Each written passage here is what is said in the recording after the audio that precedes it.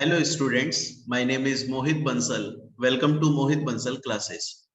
Students, आज हम start कर रहे हैं अपना नया चैप्टर जिसका नाम है इन्वेस्टमेंट एंड लोन्स। मैं आपको बता दूं स्टूडेंट्स कि सीएमए फाइनल का मैंने ऑलरेडी बताया था, मैं दोबारा बता देता हूं। सीएमए फाइनल का जो पेपर नंबर 13 है, paper number 13 corporate law and compliance, वो आपका 3 सेक्शंस में डिवाइडेड है। उसमें सबसे पहला सेक्शन आता है सेक्शन ए। सबसे पहला सेक्शन कौन सा है? Section A. उसका हम सेकंड चैप्टर पढ़ रहे हैं। हमने फर्स्ट चैप्टर पढ़ा था जिसमें हमने कंपनी इनकॉर्पोरेशन पढ़ा था, बहुत बड़ा चैप्टर था, वो हम कंप्लीट कर चुके हैं। अब हम सेकंड पढ़ रहे हैं। आपके मॉड्यूल में ये चैप्टर किस नाम से और किस सीक्वेंस से दिया हुआ है? स्टडी नोट 1 पार्ट बी, इस नाम से ये आपका चैप्टर है। नाम है इन्वेस्टमेंट एंड लोन्स। वैसे हम इसे अपना सेकंड चैप्टर बोलेंगे इजी करने के लिए। अब हम स्टार्ट करते हैं। इस चैप्टर को पढ़ने से पहले स्टूडेंट्स एक बार हमें इंट्रोडक्शन ले लेना चाहिए कि आखिर ये चैप्टर किस बारे में बात करता है, हमें क्या पढ़ना है इस चैप्टर के अंदर, क्यों पढ़ना है। एक बार बहुत आराम से समझिए। सबसे पहली बात, हम इस चैप्टर को अगर पूरी तरह से प्रोनाउंस करना चाहें, बोलना अगर चाहें, तो इसको बोला जाता है inter corporate loans, investment, guarantee and security. Actually में चैप्टर का नाम ये है, हालांकि आपके मॉड्यूल में सिर्फ दिया हुआ है इन्वेस्टमेंट एंड लोन्स, बस इतना नाम से चैप्टर दिया हुआ है, पर एक्चुअली में चैप्टर का नाम inter corporate loans and investments and guarantee and security होता है। हम पूरे चैप्टर में इन चारों शब्दों को, लोन, इन्वेस्टमेंट, गारंटी, सिक्योरिटी को अब LIGS बोलेंगे शॉर्ट में। ये चैप्टर बोलता है कि अगर कोई एक कंपनी किसी दूसरी कंपनी को लोन देना चाहती है, अगर कोई एक कंपनी किसी दूसरी कंपनी को लोन देना चाहती है, या एक कंपनी दूसरी कंपनी के अंदर इन्वेस्टमेंट करना चाहती है, या एक कंपनी दूसरी कंपनी को गारंटी देना चाहती है। गारंटी किस बात की? सपोज करिए इससे किसी ने लोन लिया और किसी ने लोन लिया। अब जब कोई लोन ले रहा होगा तो ये बोलेगी ना, भैया तुम किसी से गारंटी दिलवा दो कि तुमने पेमेंट नहीं किया तो तुम्हारे ब्याज पे फलाना पेमेंट कर देगा। ये कंपनी उसे गारंटी दे रही है, या अपनी कोई चीज उसके पास में सिक्योर्ड कर रही है। मैं दोबारा बोलता हूं, बहुत ध्यान से समझिएगा, बहुत इजी चैप्टर है, एक कहानी की तरह आपको समझना है, बहुत ही इजी चैप्टर है और इंपॉर्टेंट है। अगर कोई एक कंपनी किसी दूसरी कंपनी को या तो लोन देना चाहती है, या उसके अंदर इन्वेस्टमेंट करना चाहती है, या उसको गारंटी देना चाहती है, या उसको सिक्योरिटी देना चाहती है, दे सकती है। सेक्शन 186 जो कि ये चैप्टर है जिस बारे में, सेक्शन 186 के प्रोविजंस को, रूल्स रेगुलेशंस को, टर्म्स कंडीशंस को फॉलो करके एक कंपनी दूसरी कंपनी को लोन दे सकती है, उसमें इन्वेस्टमेंट कर सकती है, उसको गारंटी दे सकती है, उसको सिक्योरिटी दे सकती है। देखो मैंने लिखा भी है इन दिस चैप्टर, इस चैप्टर के अंदर हम लोग पढ़ेंगे कि कैसे और कितना। मैंने आपको बोला एक कंपनी दूसरी कंपनी में लोन दे सकती है या उसके अंदर इन्वेस्टमेंट कर सकती है, वो हम पढ़ेंगे कि कैसे कर सकती है, क्या तरीका है, क्या प्रोसेस है, क्या टर्म्स कंडीशन है, जो कि सेक्शन 186 की है। ये पूरा चैप्टर सेक्शन 186 के अंदर खत्म हो जाएगा।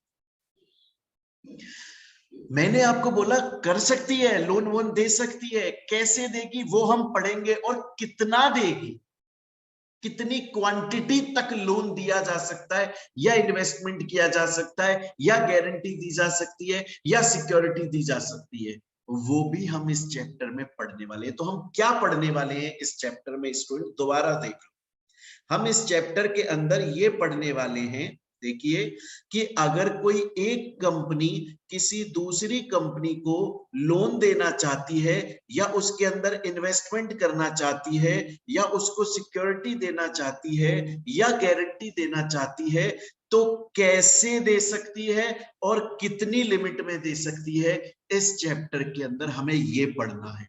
और ये जो चैप्टर है, इसका असली में पूरा नाम अगर हम देखें तो inter corporate loan investment guarantee and security, ये नाम निकल के आता है इस चैप्टर का।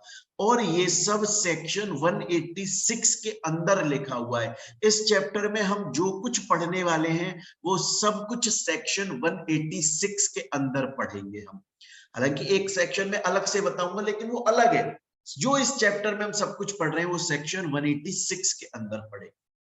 अब स्टार्ट करने से पहले मैं आप लोगों को एक चीज और समझा दूं। चैप्टर शुरू करने से पहले एक तो हमने देखा हम इंट्रोडक्शन क्या पढ़ेंगे बच्चों। अब मैं आपको बता दूं कुछ मीनिंग्स, इंपॉर्टेंट मीनिंग्स, फिर हम इस चैप्टर को पढ़ना स्टार्ट करेंगे।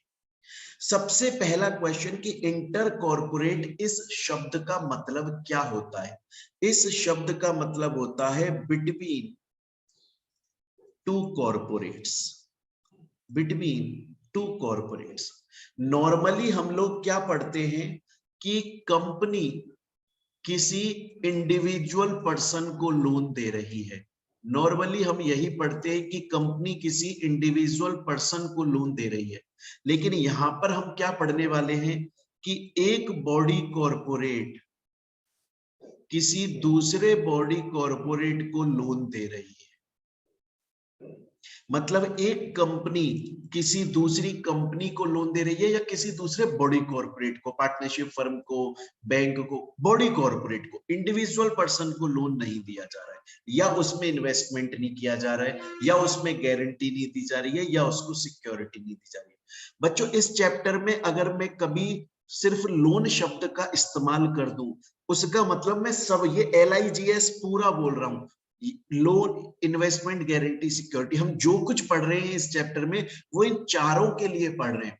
बहुत बार ऐसा होता है कि मुंह से सिर्फ लोन निकल जाता है। आप ये मत समझिएगा कि मैं सिर्फ लोन के लिए बोल रहा हूं, मैं इन्वेस्टमेंट गारंटी सिक्योरिटी इनके लिए भी बोल रहा हूं। तो इंटर कॉर्पोरेट का मीनिंग समझ में आया। एक और मीनिंग देखेंगे कि आखिर इन्वेस्टमेंट का मीनिंग क्या होता है। स्टूडेंट्स, इन्वेस्टमेंट का मतलब है आप, मतलब एक कंपनी किसी दूसरी कंपनी के अगर शेयर्स में पैसा लगा रही है तो भी इन्वेस्टमेंट है, या किसी दूसरी सिक्योरिटी में पैसा लगा रही है। शेयर्स, शेयर भी सिक्योरिटी का ही पार्ट होता है, बट शेयर थोड़ा इंपॉर्टेंट है इसलिए अलग से लिख दिया मैंने। से दूसरी सिक्योरिटी में, डिवेंचर में, बॉन्ड में, किसी और में, तो भी इन्वेस्टमेंट। मतलब आपका पैसा दूसरी कंपनी के अंदर लग रहा है और फिर आप वहां से रिटर्न कमाओगे, इन्वेस्टमेंट। चाहे से आप कंपनी के शेयर्स में लगा रहे हो, चाहे से किसी दूसरी सिक्योरिटी में लगा रहे हो, चाहे से उस कंपनी की प्रॉपर्टीज में लगा रहे हो, चाहे से उस कंपनी की कैपिटल में लगा रहे हो। मेन मुद्दा यह है कि अगर एक कंपनी दूसरी कंपनी के अंदर इन्वेस्टमेंट कर रही है, पैसा लगा रही है, तो वो इन्वेस्टमेंट माना जाएगा इसके अंदर, इंटर कॉर्पोरेट इन्वेस्टमेंट। क्लियर है बच्चों यहां तक? अभी तक मैंने आपको क्या बताया इस चैप्टर में, एक बार उसको दोबारा से देख लो क्योंकि वो इंपॉर्टेंट है, फिर आगे बहुत आराम से समझ में आ जाएगा। हम पढ़ रहे हैं कि कैसे एक कंपनी किसी दूसरे बॉडी कॉर्पोरेट को लोन दे सकती है। ये बात सेक्शन 186 में लिखी है, हम यही पढ़ेंगे। कितना लोन दिया जा सकता है, कैसे दिया जा सकता है। Loan guarantee security investment LIGS। Inter corporate का मतलब होता है एक दो बॉडी कॉर्पोरेट के बीच में, मतलब लोन दो बॉडी कॉर्पोरेट, एक बॉडी कॉर्पोरेट दे रही है दूसरे को, कंपनी दे रही है किसी दूसरे बॉडी कॉर्पोरेट को। इन्वेस्टमेंट का मतलब होता है कि आप चाहे से शेयर्स में पैसा लगा रहे हो, चाहे से सिक्योरिटीज में पैसा लगा रहे हो, चाहे से प्रॉपर्टीज में पैसा लगा रहे हो, चाहे से कंपनी की कैपिटल में पैसा लगा रहे हो, सब कुछ इन्वेस्टमेंट का पार्ट होता है। अब हम चलेंगे स्टूडेंट्स, यहां से हम अपना चैप्टर स्टार्ट करेंगे। बड़े ही ध्यान से, बड़े ही आराम से समझना है। बड़े ही आराम से समझना है।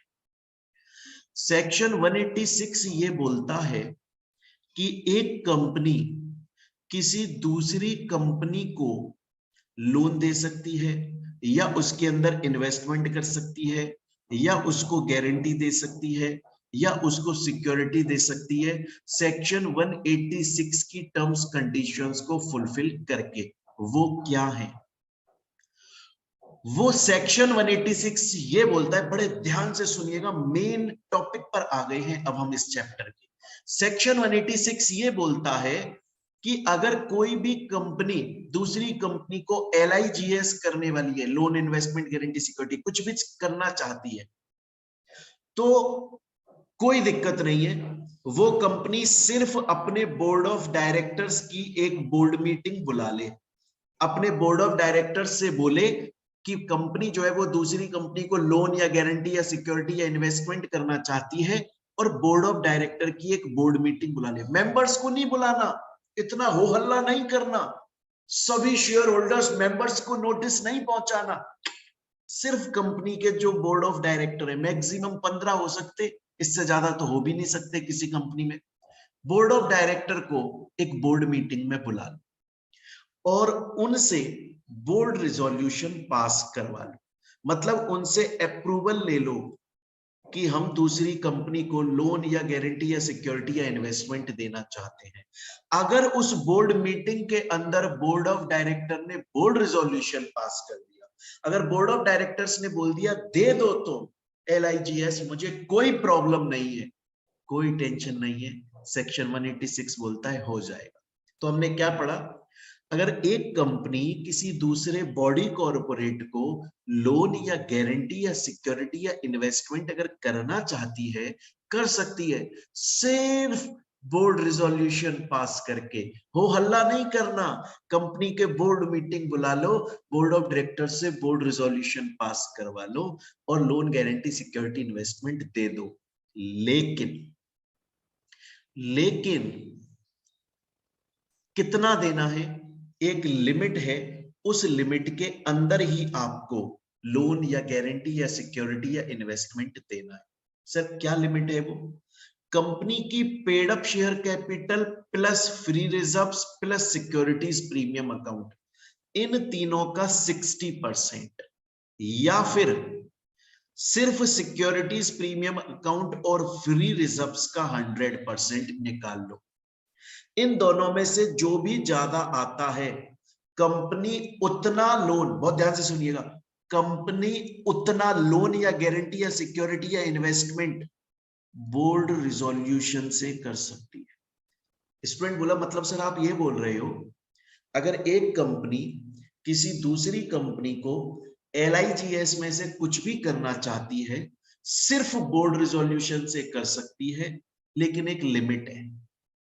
कंपनी की paid up share capital plus free reserves plus securities premium account total का 60%, या free reserves plus securities premium account का 100%।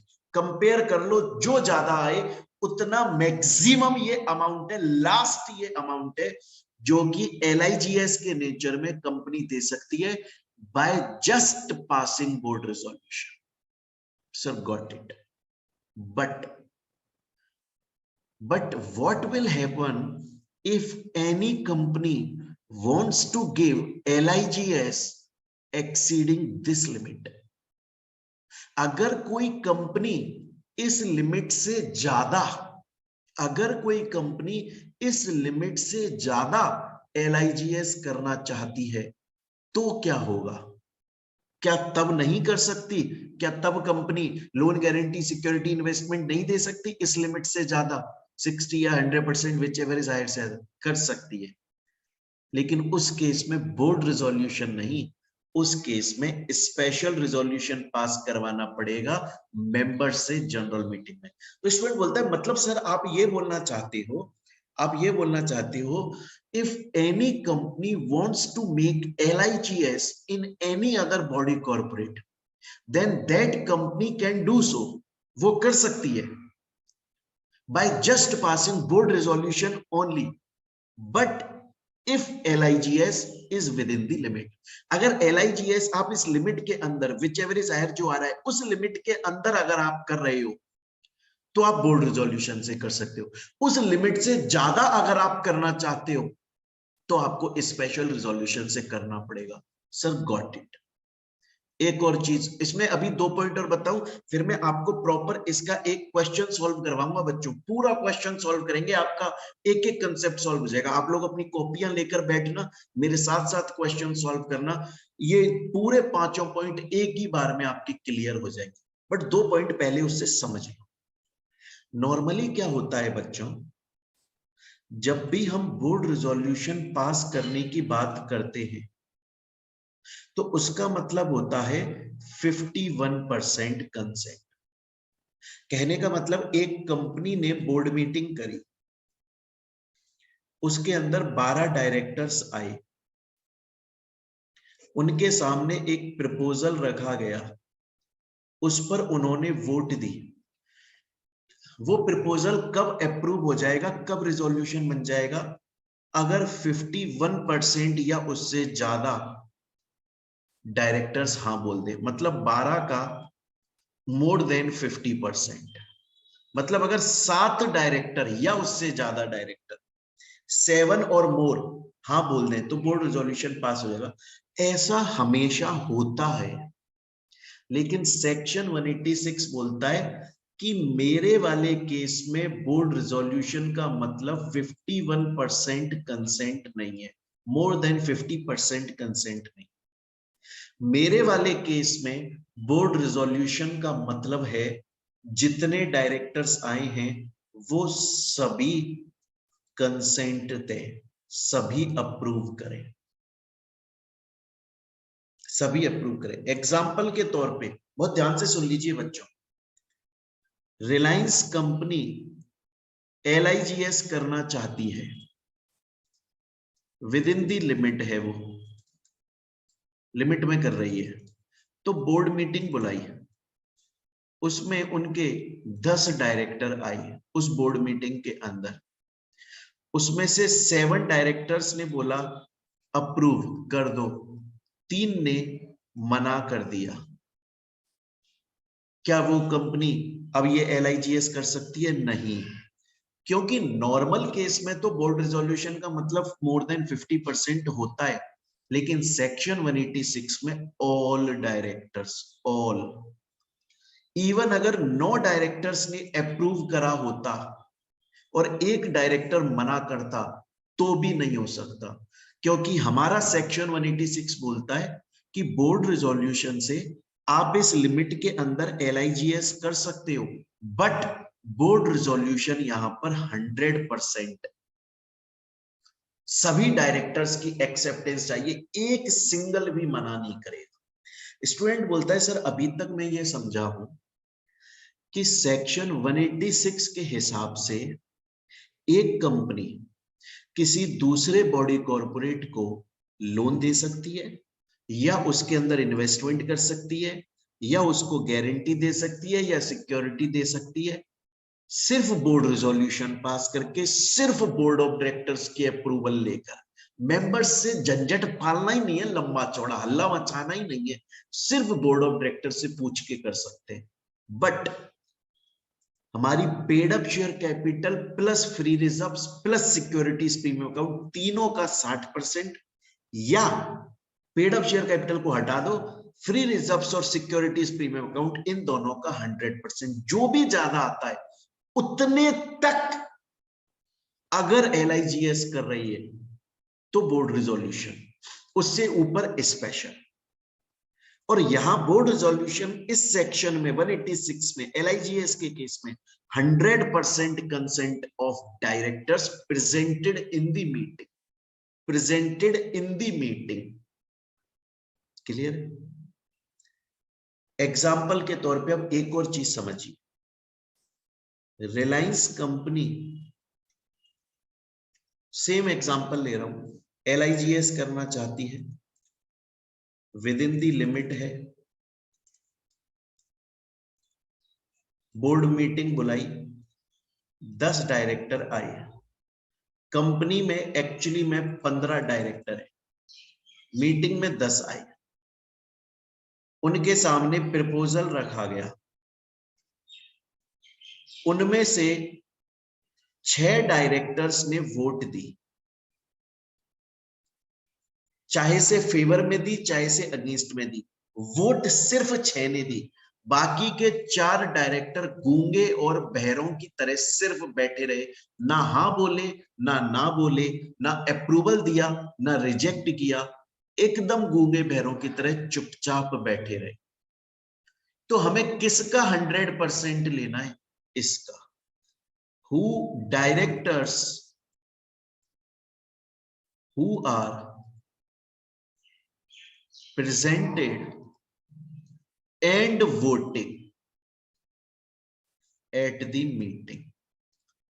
और ये सिर्फ इस केस में नहीं, हमेशा ऐसा ही होता है, चाहे कंपनी के अंदर कितने भी डायरेक्टर्स हैं या इवन जनरल मीटिंग में कितने भी मेंबर्स हैं, जो लोग मीटिंग में आते हैं प्लस वोट देते हैं, मीटिंग में आए 1000 लोग लेकिन वोट दिया सिर्फ 500 ने, अब उन 500 में से कुछ ने तो फेवर में दिया, कुछ ने अगेंस्ट में दिया, बाकी के 500 चुप रहे, हम उनको काउंट ही नहीं करते, हम जो परसेंटेज निकालते ना वो उनका निकालते who are present and voting. जो बिल्कुल चुप है, जो ना हाँ बोल रहे हैं ना बोल रहे हैं, उनको हम कभी काउंट नहीं करते, और जो आए नहीं उनको भी काउंट नहीं करते, सिर्फ हमेशा किसका काउंट किया जाता है? Who are presented and voting. अब चलते हैं आगे, एक और पॉइंट समझ लो फिर क्वेश्चन करवाऊं। ये जो लिमिट है ना बच्चों, ये जो लिमिट है ये एक पर्टिकुलर फाइनेंशियल ईयर की है। नेक्स्ट फाइनेंशियल ईयर स्टार्ट हुआ, ये लिमिट पूरी दोबारा से स्टार्ट हो जाएगी। अब एक क्वेश्चन कर लेते हैं हम लोग, आपको बड़ी आसानी से समझ में आ जाएगी चीज। देखिए, रिलायंस कंपनी के बारे में एक क्वेश्चन है, आपको पहले इंफॉर्मेशन दी गई है बच्चों, इंफॉर्मेशन बहुत आराम से पढ़िए, अपनी कॉपी निकाल लीजिए, पेन निकाल लीजिए, मेरे साथ में सॉल्व करना है आप। रिलायंस कंपनी की पेड अप शेयर कैपिटल है 100 करोड़, फ्री रिजर्व्स हैं 50 करोड़, सिक्योरिटीज प्रीमियम अकाउंट है 10 करोड़, और कंपनी का जो अभी फाइनेंशियल ईयर है जिसकी हम बात कर रहे हैं वो है 2021 से 2022, मतलब अप्रैल 2021 से मार्च 2022। ये क्वेश्चन में डिटेल दी है, और डिटेल देखो। रिलायंस कंपनी ने ऑलरेडी लोन दिया था 10 करोड़ का PQR को, कब? 11 मार्च 2021। तो 11 मार्च 2021, क्या ये हमारा फाइनेंशियल ईयर से रिलेटेड है? नहीं, क्योंकि ये पुराना फाइनेंशियल ईयर का है, हमें इसको लेना ही नहीं है, हमें ये जिक्र ही नहीं छेड़ना है। क्वेश्चन आ सकता है एग्जाम में ऐसा, और उसमें पुराने फाइनेंशियल ईयर या नेक्स्ट फाइनेंशियल ईयर का कोई ट्रांजैक्शन दिया हो सकता है, आपको वो छेड़ना ही नहीं है, क्योंकि ये जो लिमिट हम देखते हैं ना, ये हम सिर्फ एक पर्टिकुलर फाइनेंशियल ईयर की देखते हैं। जैसे ही नया फाइनेंशियल ईयर स्टार्ट हुआ, लिमिट दोबारा से नई स्टार्ट हो जाती है। ऐसा नहीं है ये लिमिट कंपनी के लिए लाइफ टाइम है, हर पर्टिकुलर फाइनेंशियल ईयर की है। चलो ये तो कट गया। अब दूसरा देखो, रिलायंस कंपनी ने इन्वेस्टमेंट किया था 20 करोड़ का XYZ लिमिटेड में 25 मई 2021 को, ये हमारे काम का है। सिक्योरिटी भी दी थी 30 करोड़ की CPT लिमिटेड को 16 नवंबर 2021, ये भी हमारे काम का है। अब रिलायंस कंपनी 25 मार्च 2022 को 15 करोड़ का एयरटेल को लोन देना चाहती है। क्वेश्चन ये पूछा है कौन सा रिजोल्यूशन पास करना पड़ेगा? बड़ा सिंपल है, आपको करना क्या है, आपको सबसे पहले लिमिट कैलकुलेट करनी है। अगर लिमिट के अंदर है तो बोर्ड रिजोल्यूशन, बाहर है तो स्पेशल। लिमिट क्या है? 60% of paid up share capital, जो कि 100 करोड़ है, ले ली हमने। फ्री रिजर्व्स 50 करोड़ से, सिक्योरिटीज प्रीमियम अकाउंट 10 करोड़ से, तीनों को जोड़ो, 100 प्लस 50 150 प्लस 10 160 करोड़, इसका 60% निकालो, 96 करोड़ आ गया। अब 100% of securities premium account 10 crore, free reserves 50 crore, total 60 का 100% कितना आएगा? 60 करोड़। कितना आएगा? 60 crore. Whichever is higher? 96 crore. ये हमने लिमिट के हिसाब से कैलकुलेट कर लिया। अब देखो 96 करोड़ वो पैसा है जो कि रिलायंस कंपनी अप्रैल 2021 से मार्च 2022 तक LIGS की फॉर्म में यूज कर सकती है। उसमें से कुछ ऑलरेडी कर भी चुकी है। कौन सा? अब इसमें ये वाला तो हमें लेना नहीं है क्योंकि ये हमारे उस फाइनेंशियल ईयर से जुड़ा नहीं है, तो हमें ये वाला लेना है। तो एक तो कर चुकी है 20 करोड़, एक कर चुकी है 30 करोड़, मतलब टोटल 50 करोड़ यूज कर चुकी है 96 में से। अभी कितना बचा है? 46 करोड़ और बचा है। 46 करोड़ रुपए और यूज कर सकती है रिलायंस LIGS में। करना कितना चाह रही है? 15 करोड़ का एयरटेल को लोन देना चाह रही है। दे सकती है, ऑब्वियसली दे सकती है। इवन 15 करोड़ का लोन देने के बाद में भी 31 करोड़ बच जाएंगे रिलायंस के पास इसी फाइनेंशियल ईयर में और करने के लिए। तो कौन सा रिजोल्यूशन? Board resolution. स्टूडेंट बोलता है सर मैं अब तक का सब समझ गया। आपने मुझको ये पांचों पॉइंट जो पढ़ाए ना वो सब समझ आ चुका है मेरे को। इस लिमिट के अंदर बोर्ड, अगर इस लिमिट से बाहर जाते तो स्पेशल। बोर्ड का मतलब 100% कंसेंट। ये लिमिट एक पर्टिकुलर फाइनेंशियल ईयर की है। आगे चलते हैं 6 पॉइंट पे, ध्यान से देखिए। इसके बाद में नेक्स्ट, ये बहुत ही इंपॉर्टेंट पढ़ने वाले हैं, बड़े ध्यान से। ये पॉइंट समझाने से पहले मैं एक चीज आपको समझा देता हूं बच्चे, पहले वो समझ। मैं आपको यहां पर 2 बातें लिखने वाला हूं, वो समझनी है। पहली बात मैं आपसे ये बोल रहा हूं, एक कंपनी है रिलायंस और इसकी बहुत सारी सब्सिडरी कंपनी है, और एक दूसरी कंपनी है एयरटेल। इसकी सब्सिडरी है PQR, PQR की सब्सिडरी है XYZ, XYZ की सब्सिडरी कोई और है। तो अब आपको पता है क्या समझना है? अब आपको समझना है कि लेयर्स ऑफ सब्सिडरी। पहला वाला जो केस है ना रिलायंस का, उसमें एक ही लेयर है, एक लेयर है, क्योंकि जितनी भी सब्सिडरी कंपनीज है ना, जितनी भी हैं, वो सब रिलायंस की सब्सिडरी है, एक ही लेयर है। लेकिन एयरटेल के अंदर लेयर्स बढ़ रही हैं। कैसे? एयरटेल मेन कंपनी है, उसकी सब्सिडरी PQR है, फिर उसकी सब्सिडरी XYZ है, फिर उसकी सब्सिडरी कोई और है। लेयर्स बनती चली जा रही, लेयर्स लेयर्स लेयर्स लेयर्स। पहले वाले केस में सब लोग रिलायंस की सब्सिडरी, लेयर्स नहीं। आ रही है मेरी बात समझ में? अब समझिए, कोई भी कंपनी अगर सेक्शन 186 के हिसाब से इन्वेस्टमेंट कर रही है तो मैक्सिमम 2 लेयर्स तक कर सकती है। एग्जाम्पल के तौर पे X limited company Y limited का 51 होल्ड करती है, मतलब Y इसकी सब्सिडरी है, और Y लिमिटेड Z का 51 होल्ड करती है, मतलब Z Y का सब्सिडरी है। तो अब देखो, X कंपनी मेन होल्डिंग है, उसकी सब्सिडरी Y है, उसकी सब्सिडरी Z है, 2 लेयर हो गई। अब कोई ऐसी कंपनी नहीं बन सकती जो कि जेड की सब्सिडरी हो, क्योंकि अगर ऐसा होगा तो ये कंपनी 2 लेयर्स से नीचे पहुंच जाएगी, YZ के अलावा किसी और के ऊपर चली जाएगी। ऐसा नहीं होगा। तो अगर कोई भी कंपनी इन्वेस्टमेंट कर रही है, मैक्सिमम 2 लेयर्स बना। आप लेयर्स मत बनाओ, ऐसा करो, आप अपनी अपनी सब्सिडरी बनाकर रखो, आपको बहुत सारी बनानी है, अपनी बना लो। लेकिन अगर आप अपनी की सब्सिडरी कोई बना रहे हो और फिर उसकी सब्सिडरी बना रहे हो, तो आप लेयर्स इकट्ठी कर रहे हो। ये आप मैक्सिमम 2 लेयर तक पहुंच सकते हो, इससे ज्यादा नहीं। लॉ मानता है आप कुछ ना कुछ नाटक करने वाले हो, इसलिए आप लेयर्स पे लेयर्स चढ़ा रहे हो। मैक्सिमम 2 लेयर्स, इससे ज्यादा नहीं। बट इसके भी बच्चों 2 एक्सेप्शन है।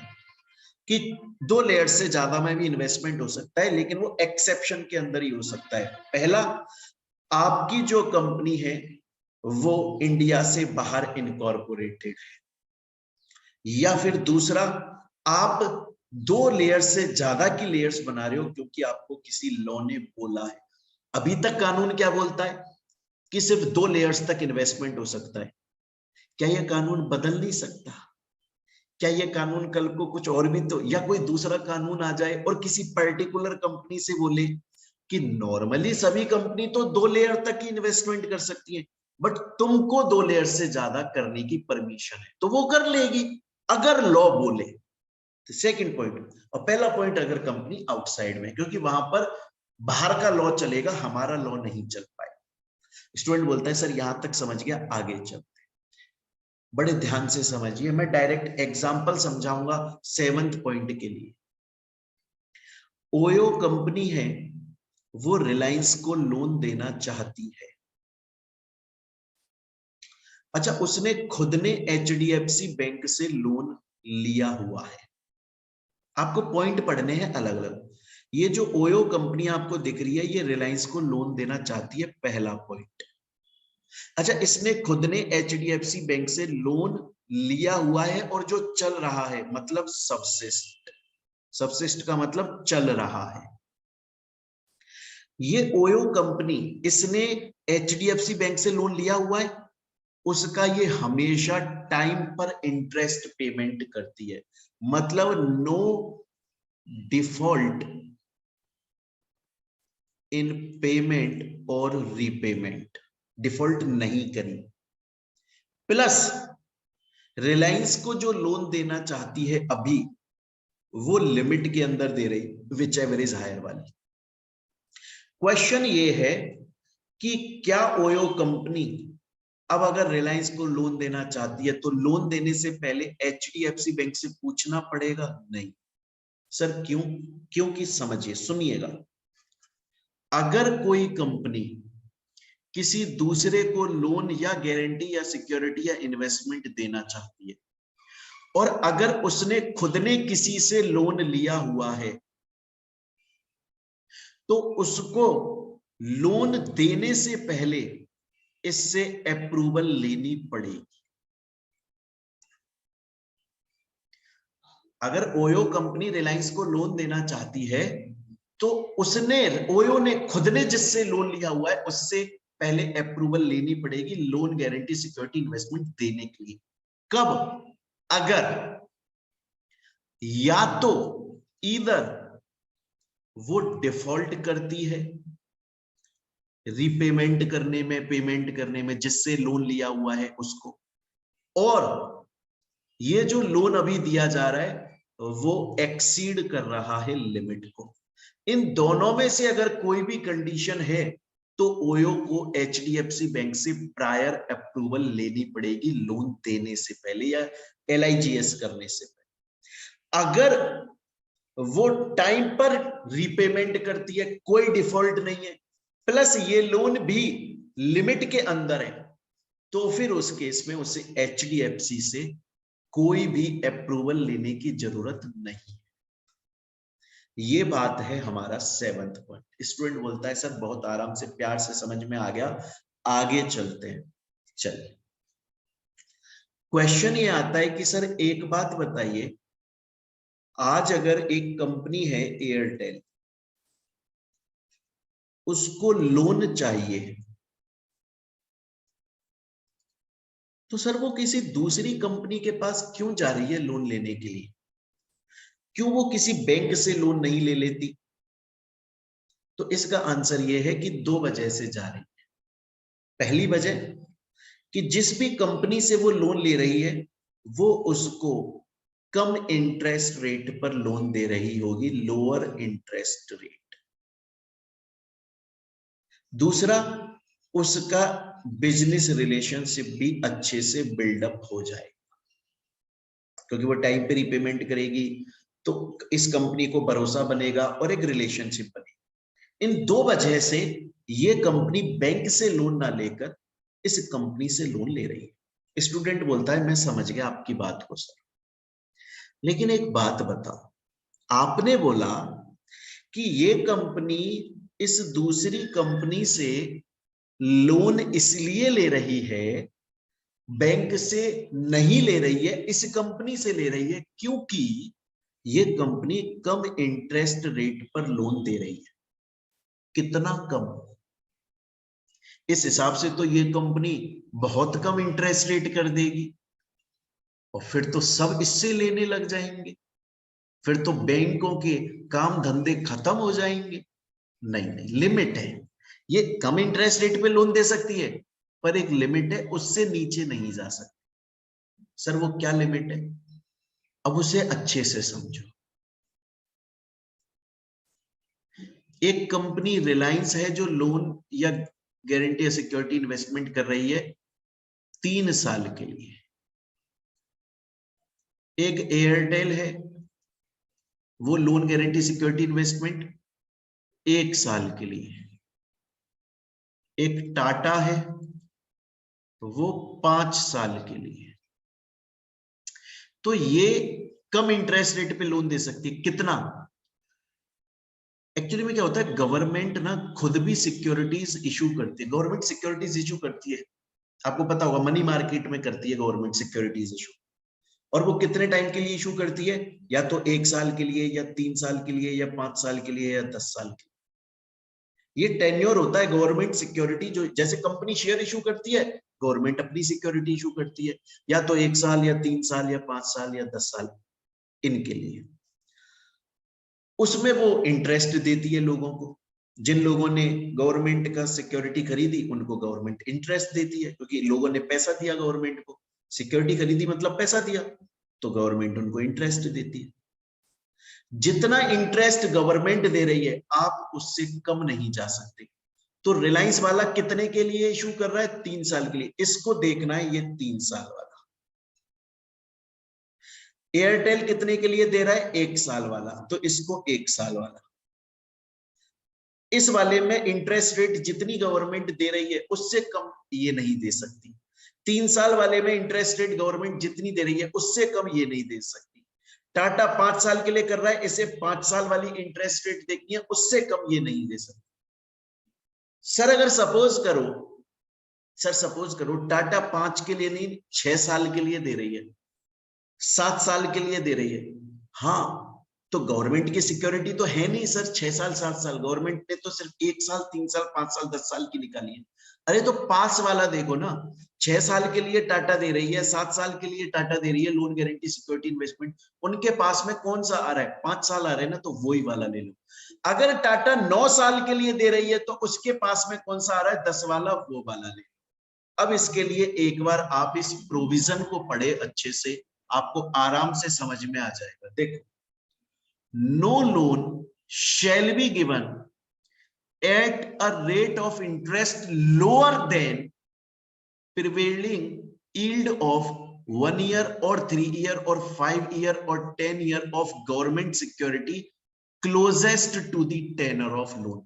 मतलब जो लोन या गारंटी या सिक्योरिटी इन्वेस्टमेंट दिया जा रहा है एक कंपनी के थ्रू, जितने साल के लिए दिया जा रहा है, उस साल को देखो वो कौन से वाले के पास में है। 1 साल वाले के, या गवर्नमेंट की सिक्योरिटी के 3 साल या 5 साल, या उसका जितना इंटरेस्ट है उससे कम पे लोन नहीं दे सकते। स्टूडेंट बोलता है बहुत आराम से समझ में आ गया सर, आपने डिटेल में बताया है।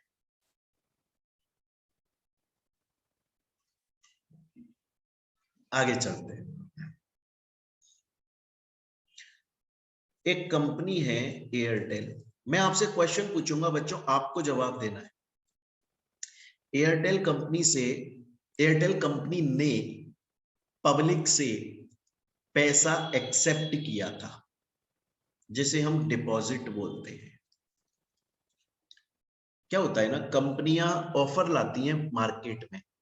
कंपनी बोलती है कि हम फलाना नया प्रोजेक्ट ला रहे हैं, हम जियो ला रहे हैं, हम जियो के खिलाफ एक पीओ ला रहे हैं।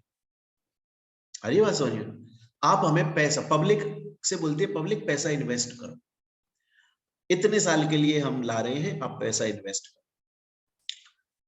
ये प्रोजेक्ट बहुत लंबा चौड़ा चलेगा और बम्पर सक्सेस मिलेगी, और इससे हम पैसा कमाएंगे और उसका हिस्सा आपको देंगे, तो आपको आपका इन्वेस्टेड अमाउंट तो मिलेगा। प्लस आपको साथ में इंटरेस्ट भी मिलेगा। पब्लिक क्या करती है, पैसा दे देती है कंपनीज में अगर भरोसा होता है, इसे हम डिपॉजिट बोलते हैं। तो कंपनी ने पब्लिक से पैसा लिया था एक पर्टिकुलर टाइम के लिए, वो टाइम अब खत्म हो गया, लेकिन कंपनी ने अभी तक रीपेमेंट नहीं किया, कंपनी डिफॉल्टेड है रीपेमेंट करने में। यहां तक क्लियर है? मैं क्वेश्चन पूछूंगा बच्चों। अब एयरटेल इनको तो रीपेमेंट किया नहीं है, और रिलायंस को LIGS लोन या गारंटी या सिक्योरिटी या इन्वेस्टमेंट देना चाहती है। क्या लगता है आपको, देना चाहिए उसको? दे सकती है? आप सोचिए, मैंने किसी का रीपेमेंट नहीं किया, उसका पैसा उसको वापस नहीं किया मैंने, और मैं खुद किसी को लोन दे रहा हूं। मैंने किसी को उसका पैसा वापस नहीं दिया और मैं खुद किसी को लोन दे रहा हूं। ये तो गलत है ना। पहले मुझे उसका पैसा वापस करना चाहिए ना, फिर मैं आगे किसी को लोन वोन दूं। अगर कोई कंपनी डिफॉल्टेड है रीपेमेंट में, अगर किसी कंपनी ने पब्लिक से डिपॉजिट एक्सेप्ट किए थे और अभी तक रीपेमेंट नहीं किया, डिफॉल्टेड है, वो LIGS नहीं कर सकती, लोन गारंटी सिक्योरिटी इन्वेस्टमेंट नहीं दे सकती जब तक अपनी डिफॉल्ट को सुधार ना ले, मतलब जब तक रीपेमेंट ना कर दे। स्टूडेंट बोलता है ओके सर आगे चलते हैं। आपको बच्चों मैंने CMA इंटर में भी पढ़ाया था, फाइनल में भी कंपनी लॉ में मैंने आप लोगों को एक बार थोड़ा सा जिक्र किया था स्टडी नोट 1 में। मैं दोबारा बताता हूं। हर कंपनी रजिस्टर बनाती है अपने अंदर, बहुत सारे रजिस्टर बनाती है company. Register of member, register of share holder, register of director, register of फलाना, रजिस्टर ऑफ ढीकना, बनाती है कंपनी। उसी तरह से कंपनी बनाती है एक रजिस्टर जिसका नाम है register of inter corporate loan investment guarantee security, मतलब रजिस्टर ऑफ सेक्शन 186। जब भी कोई कंपनी किसी दूसरी कंपनी को लोन गारंटी सिक्योरिटी या इन्वेस्टमेंट देती है, तो जिस दिन दिया या जिस दिन इन्वेस्टमेंट किया, उसके 7 डेज के अंदर अंदर उस कंपनी को अपने रजिस्टर में पूरी एंट्री करनी पड़ती है कि फलाने को लोन दिया, इतने रुपए का लोन दिया, इस इंटरेस्ट रेट पे लोन दिया, इतने टाइम के लिए लोन दिया है, उसने हमारे पास में ये गिरवी रखा है, हमको पेमेंट वापस मिल जाएगा। ऐसा रजिस्टर्स में लिखना पड़ता है जिस कंपनी ने लोन वोन दिया है, 7 दिन के अंदर जब से वो ट्रांजैक्शन हुआ है। सर वो रजिस्टर रखे कहां जाते हैं? कंपनी के रजिस्टर्ड ऑफिस में। सर अगर एक कंपनी है तो उसका रजिस्टर्ड ऑफिस है, सर उसकी ब्रांच कंपनीज भी हैं और वो लोन वोन दे रही हैं, वो रजिस्टर कहां रखेंगी? मैंने बोला ना रजिस्टर्ड ऑफिस में। ये तो ब्रांच ऑफिस है ना, ब्रांच कंपनियां लोन वोन गारंटी सिक्योरिटी इन्वेस्टमेंट दे रही है तो भी रजिस्टर्ड ऑफिस में रखा जाएगा। सर उन रजिस्टर को जो रजिस्टर्ड ऑफिस में रखे हुए हैं, अगर कंपनी का कोई मेंबर देखना चाहे तो देख सकता है। हाँ देख सकता है, देख सकता है, देख सकता है। सर फ्री में देख सकता है? हाँ फ्री में देख सकता है, फ्री फ्री। सर क्या उसकी जेरोक्स लेकर जा सकता है? ले जा सकता है, पैसे लगेंगे। मतलब आप बोल रहे हो कि रजिस्टर्ड ऑफिस में रहते हैं? जी रहते हैं। इंस्पेक्शन के लिए अवेलेबल है? अवेलेबल है। फ्री में देख सकते हैं, मेंबर फ्री में देख सकते हैं, कंपनी के मेंबर फ्री में देख सकते हैं, फ्री में। बाहर का बंदा पैसा देगा, मेंबर फ्री में देख सकते हैं। सर जेरोक्स लेकर जानी है, फिर तो सबको पैसा देना है। देखो मेंबर देख फ्री में, इंस्पेक्ट फ्री में कर सकता है, बाहर का बंदा इंस्पेक्ट कर रहा है पैसे देगा। हाँ लेकिन अगर जेरोक्स लेकर जा रहे हैं तो चाहे से मेंबर जेरोक्स ले रहा है, चाहे से बाहर का बंदा, पैसे देने पड़ेंगे दोनों। सर कितना? कितना मैं बता देता हूं, हालांकि वो आपके सिलेबस का पार्ट नहीं है, फिर भी बता देता हूं। 100 वर्ड्स और पार्ट का 1 रुपया। सर इसका मतलब एक वर्ड से लेकर 100 वर्ड तक अगर आप जेरोक्स करा रहे हो तो 1 रुपया लगेगा। अगर 101 वर्ड हो गए तो 2 रुपया। मतलब एक पार्ट भी अगर आगे निकल गया तो दूसरा रुपया कैलकुलेट हो जाएगा। 101 से 200 वर्ड तक 2 रुपये, 201 एक वर्ड ज्यादा हो गया तो 3 रुपये। और अगर पूरे पेज की लेकर जा रहे हो तो not more than 10 rupees, not more than rupees 10। Student बोलता है समझ गया सर, आगे चलते। अब देखिए आगे। लेकिन एक बात बताओ बच्चों, मैंने बोला सेक्शन 186 के अंदर एक लिमिट है कि एक कंपनी 60% या 100% विच एवर इज हायर तक लोन दे सकती है बोर्ड रिजोल्यूशन से। लेकिन जो बैंकिंग कंपनीज होती हैं उनका तो मेन बिजनेस ही लोन देना होता है। क्या उनके ऊपर भी ये सेक्शन 186 की लिमिट लगेगी? नहीं, वो एग्जम्प्टेड होती है। इंश्योरेंस कंपनी एग्जम्प्टेड होती है, एनबीएफसी एग्जम्प्टेड होती है, इन्वेस्टमेंट कंपनी एग्जम्प्टेड होती है। अगर कोई कंपनी राइट इशू दे रही है, राइट इशू तो पढ़ा है, एग्जिस्टिंग शेयर होल्डर को दिया जाता है। आप मेरी कंपनी के शेयर होल्डर हैं तो आपको मैं एक्स्ट्रा में शेयर्स देता हूं। जब भी कंपनी कोई नया ऑफर लाती है तो पहले अपने शेयर होल्डर्स को बेचती है, बाद में बच गए तो पब्लिक को बेचती है। अदरवाइज क्या होता है ना, नॉर्मली कोई कंपनी नया इशू लेकर आ रही है शेयर्स का तो लोग मरते हैं खरीदने के लिए। कंपनी का मेंबर जो ऑलरेडी शेयर होल्डर है वो बोलता है फिर हमें क्या फायदा, हमें क्या एक्स्ट्रा बेनिफिट दे रहे हो। कंपनी बोलती है काम करते, तुमको ना मैं पहले जो इशू ला रही हूं उसमें से तुम खरीद लो, तुम्हें दे देती हूं मैं, फिर उसके बाद बचा हुआ मैं आगे पब्लिक को बेचूंगी अगर बच गया तो। लेकिन पहले तुम मेरे मेंबर हो, तुम्हें वो राइट होता है, वो अधिकार होता है उनका। राइट इशू के ऊपर ये प्रोविजन, तो ये एग्जेम्प्टेड है। ये सब जो आपको यहां तक दिखाई दे रहे हैं ना, इन सब के ऊपर सेक्शन 186 नहीं लगता। स्टूडेंट बोलता है ठीक है, इसके आगे चलते हैं। इसके आगे अब एक और लास्ट प्रोविजन है सेक्शन 187, ये चैप्टर खत्म हो जाएगा। देखिए, नॉर्मली कोई भी कंपनी जब किसी दूसरी कंपनी के अंदर इन्वेस्टमेंट करती है तो वो हमेशा अपने नाम से करती है और करना चाहिए। लेकिन सेक्शन 187 ये बोलता है अगर एक कंपनी किसी दूसरी कंपनी में इन्वेस्टमेंट कर रही है लेकिन अपने नाम से नहीं करना चाहती और अपने नॉमिनी के नाम से करना चाहती है तो कर सकती है, कोई दिक्कत वाली बात नहीं है, कोई दिक्कत वाली बात नहीं है। बहुत ध्यान से सुनिएगा मैं जो बोल रहा हूं। नॉर्मली एक कंपनी जब किसी दूसरी कंपनी के अंदर इन्वेस्टमेंट करती है अपने नाम से करती है, अपने नाम से करना चाहिए, फर्स्ट पॉइंट। लेकिन अगर अगर अगर जरूरी है, अगर जरूरी है तो फिर वो कंपनी अपने नाम से ना करके अपने नॉमिनी के नाम से भी कर सकती है। अब सोचिए एक कंपनी की एक सब्सिडरी कंपनी, सब्सिडरी का मतलब क्या है, 51% की कंसेंट, मतलब सॉरी 51% वोट शेयर्स है उसके पास। अब वो कंपनी इस सब्सिडरी में और इन्वेस्टमेंट कर रही है बट अपने नाम से नहीं, अपने नॉमिनी के नाम से इन्वेस्टमेंट कर रही है। तो कितना करे? अब नॉमिनी खरीद, अब कंपनी तो नहीं खरीद रही, अब कौन खरीद रहा है? नॉमिनी। तो नॉमिनी खरीद ले, नाम पर तो इसके रहेंगे शेयर्स। ये इतना ना खरीद ले कि इसकी कंपनी के शेयर होल्डिंग जो है वो 51 से कम हो जाए और ये इसकी सब्सिडरी ना रहे। अगर एक कंपनी अपनी सब्सिडरी कंपनी के अंदर इन्वेस्टमेंट करना चाहती है, खुद के नाम से नहीं, नॉमिनी के नाम से, तो कर सकती है। वो नॉमिनी इसमें शेयर्स परचेज कर सकता है। कितना? इतना परचेज कर कि इसकी शेयर होल्डिंग 51 से कम मत कर देना, पता चला ये होल्डिंग ही नहीं रह गई इसकी।